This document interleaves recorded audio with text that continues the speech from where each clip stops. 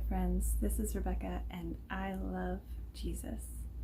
And this morning he had me reading in Philippians, which is so exciting because I'm about to start a study there in Philippians, and it was really beautiful. I'm in Philippians chapter 2, verse 2 in the Passion Translation. I'll just read it for you. It says,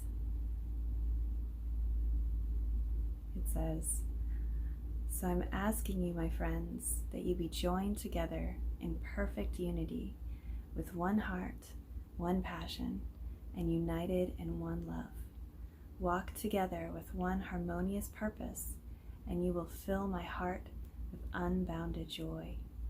Be free from pride-filled opinions, for they will only harm your cherished unity. Don't allow self-promotion to hide in your hearts, but in authentic humility put others first and view others as more important than yourselves. Abandon every display of selfishness. Possess a greater concern for what matters to others instead of your own interests. And consider the example that Jesus, the Anointed One, has set before us. Let his mindset become your motivation."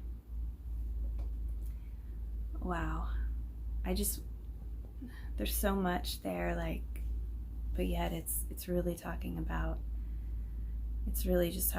one thing. But as I was reading it, I really felt Jesus's heart, and I really felt his heart coming through Paul's words and Paul speaking from Jesus's heart, and I just thought that was so beautiful. And I love to think about Paul's relationship with Jesus and what that was like, and how he first encountered Jesus. He didn't even know him while he was alive. He met him after he had been crucified and resurrected and ascended, and that's when Paul met him on the road to Damascus. And Jesus so beautifully says, "Why are you persecuting me?" And of course, Paul's persecuting the church, not specifically Jesus himself, but yet Jesus is saying, the church is me, the church is my body. So beautiful. But I like to think about this relationship they had, because in Galatians chapter 1, verse 12, is it? Oh goodness, I think that's what it is. If you know, will you please comment below? It's in Galatians, and Paul says, "I did not receive this gospel from any man. I received it as a direct revelation from Jesus Christ." Oh, I love that so much. One version says an unveiling of Jesus Christ. And I just think that's so beautiful, how he learned about the gospel from the gospel himself, from the man himself. What a beautiful relationship. And so as I'm reading that, I'm thinking about humility and pride-filled opinions, and how I don't want self-promotion. I don't want to promote myself.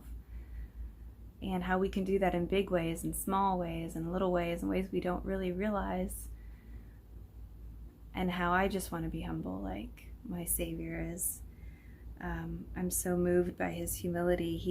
He's the King of Kings, and yet he came humbly to us.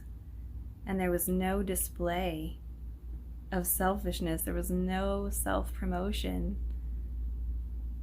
from him, from the man himself, from the name with all authority in heaven and earth. He could have come, in robes and crowns and jewels and I don't know, heavenly glory, and just been like, "Here I am, worship me." But instead he came humbly, and he came with a greater concern for what matters to others. He came promoting unity with the Father, and his heart was for the Father. And for us, his heart was for us.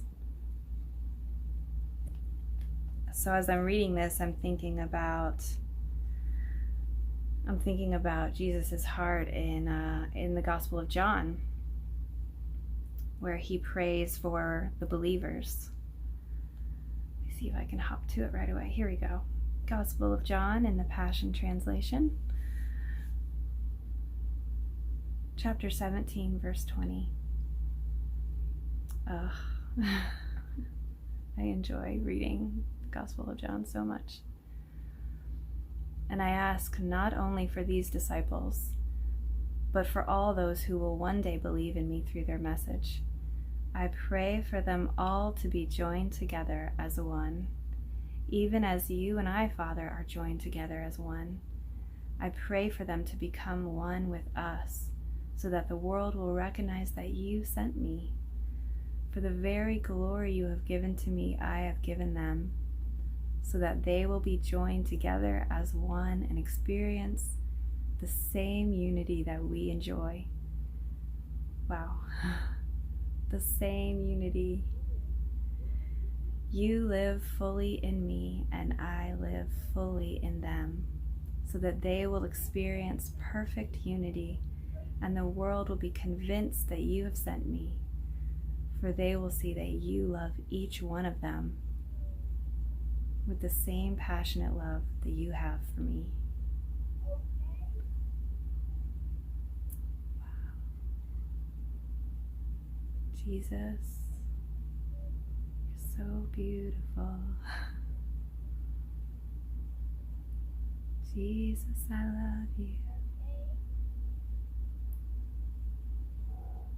Lord, when I read your words, I'm so inspired by them, by your unity, your desire for unity,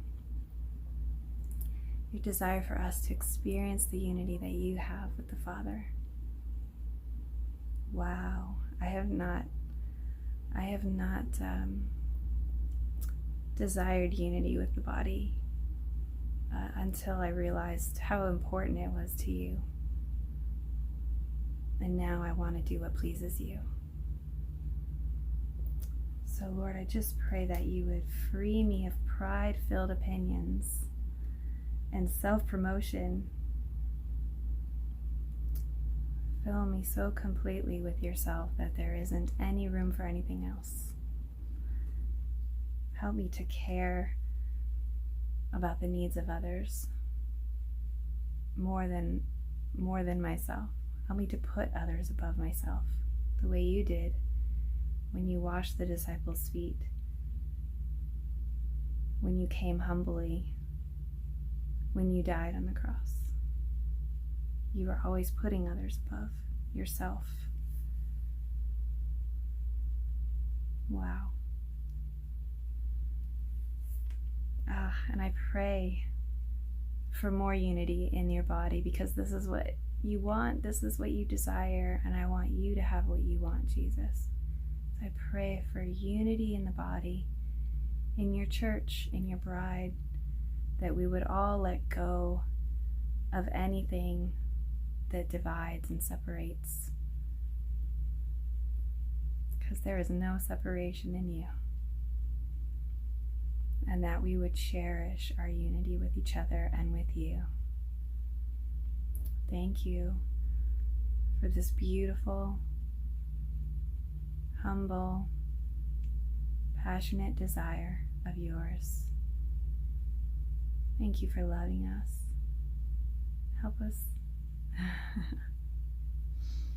Jesus, help me love you more, because you are worthy.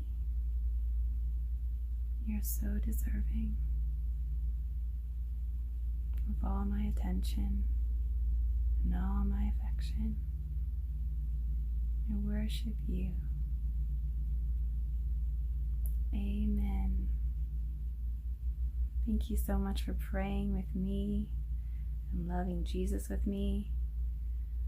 I will put these verses in the description box below, and I'll put a song in there as well, because I love to make connections with music and the Lord. I feel like He speaks to me so much through music, and I've learned so much about Him from worship songs. Jesus is nice, and He's really into you.